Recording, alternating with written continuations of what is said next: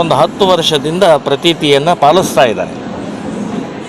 ಇಲ್ಲಿ ಆ ದರ್ಶನ ತಗೊಂಡು ಹೊರಗಡೆ ಬಂದಾಗ ಮಗು ಅಳ್ತಾ ಇತ್ತು ಅಂತ ಹೇಳಿ ಅವ್ರಿಗೇನಾದರೂ ಒಂದು ತಿನ್ನಿಸ್ಬೇಕು ಅಂತ ಹೇಳಿ ಅಲ್ಲಿ ಕೆಳಗಡೆ ಕೂತ್ರೆ ಇಲ್ಲಿಯ ಹೋಮ್ ಗಾರ್ಡ್ ಸಿಬ್ಬಂದಿ ಅತ್ಯಂತ ಅಮಾನುಷವಾಗಿ ಕೆಟ್ಟ ಶಬ್ದಗಳನ್ನು ದೇವಸ್ಥಾನದಲ್ಲಿ ಬೈದು ಇವರನ್ನು ಹೊರಗೆ ಹಾಕ್ತಾನೆ.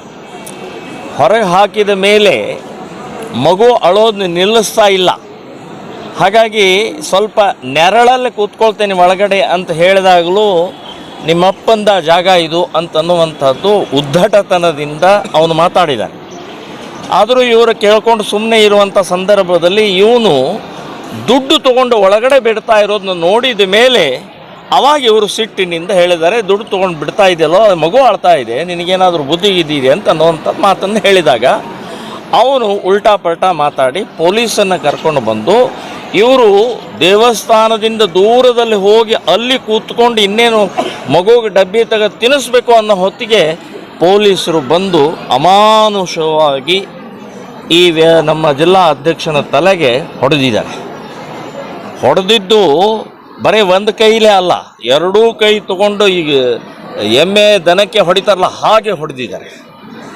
ಸೊ ಏನು ತಪ್ಪೇನು, ಅಪರಾಧ ಏನು, ಏನು ಮಾಡಿದ್ರಿ? ಇಲ್ಲಿ ಕಳ್ತನ ಆಯಿತಾ, ಕೊಲೆ ಆಯಿತಾ, ರೇಪ್ ಆಯಿತಾ, ಅಥವಾ ಇನ್ನೇನಾಯ್ತು? ಇಲ್ಲಿ ಮಗುಗೆ ಅಳ್ತಾ ಇದೆ, ಒಂದು ತಿಂಡಿ ಕೊಡಿಸ್ಬೇಕು, ಶಾಂತಗೊಳಿಸ್ಬೇಕು ಅನ್ನುವಂಥದ್ದು ಇಷ್ಟೇ ಇದದು. ಹೌದು, ಇವರು ಬೈದಿರಬಹುದು, ಯಾಕೆ ಬೈಬಾರ್ದಾ?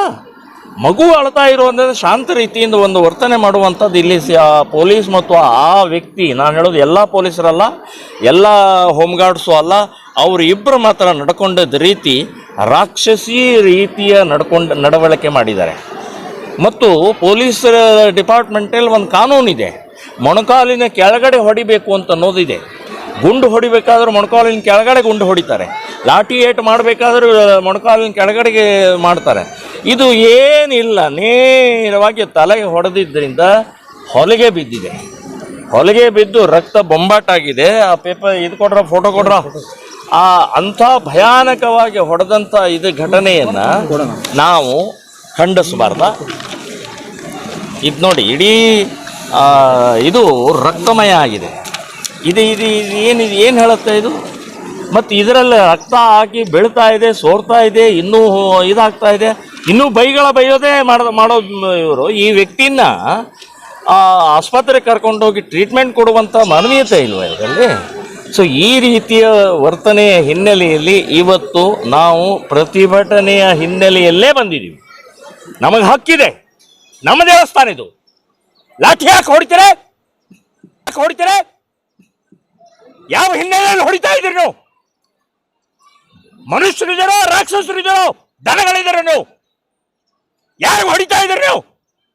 ಬರೇ ನಮ್ಮ ಜಿಲ್ಲಾ ಅಧ್ಯಕ್ಷ ಅಂತ ಅಲ್ಲ, ಇದು ಭಕ್ತಾದಿಗಳು ಇಲ್ಲಿ ಕಷ್ಟದಿಂದ ನೋವಿನಿಂದ ಉಪವಾಸ ಮಾಡಿ ಉರುಳು ಸೇವೆ ಮಾಡಿ ದೂರದಿಂದ ಸಾವಿರಾರು ಕಿಲೋಮೀಟರ್ ದೂರದಿಂದ ಬಂದಿರ್ತಾರೆ. ಭಕ್ತರ ಜೊತೆಗೆ ಹೇಗೆ ನಡ್ಕೊಳ್ಬೇಕು ಅನ್ನೋದು ಗೊತ್ತಿಲ್ಲ ನಿಮಗೆ? ಅವರಿಬ್ಬರನ್ನ ಸಸ್ಪೆಂಡ್ ಮಾಡುವವರೆಗೆ ನಾವು ನಮ್ಮ ಹೋರಾಟ ಮುಂದುವರಿಯುತ್ತೆ ಅಂತನ್ನುವಂಥದ್ದು ಹೇಳ್ತಾ ಇದ್ದೀನಿ.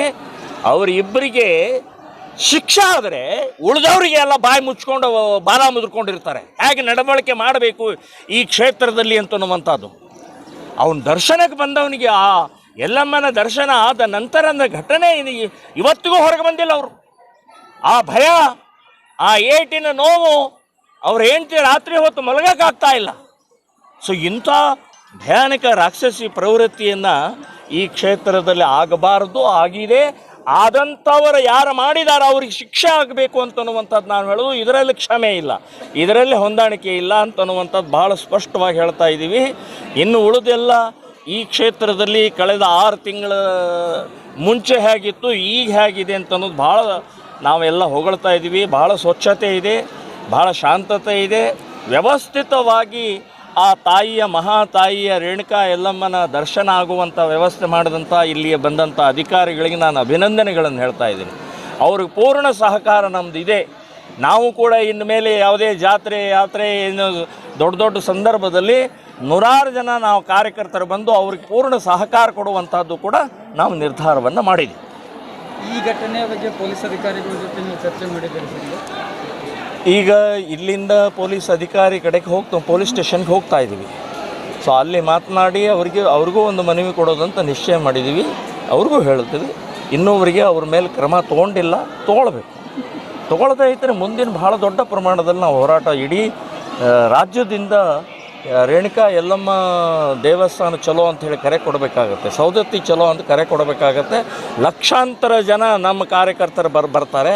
ಆವಾಗ ನೀವು ಕಂಟ್ರೋಲ್ ಮಾಡೋಕ್ಕಾಗೋದಿಲ್ಲ ಅಂತನ್ನೋದು. ಈಗಲೇ ಅವನಿಗೆ ಶಿಕ್ಷೆ ಕೊಡಿ, ಇಬ್ಬರಿಗೂ ಶಿಕ್ಷೆ ಕೊಡಿ, ನಾವು ನಮ್ಮ ಪಾಡಿಗೆ ನಾವು ಇರ್ತೀವಿ ಮತ್ತು ನಿಮಗೆ ಪೂರ್ಣ ಪ್ರಮಾಣದಲ್ಲಿ ಸಹಕಾರವನ್ನು ಕೊಡ್ತೀವಿ ಅಂತನ್ನುವಂಥದ್ದು ಹೇಳ್ತಾ ಇದ್ದೀನಿ.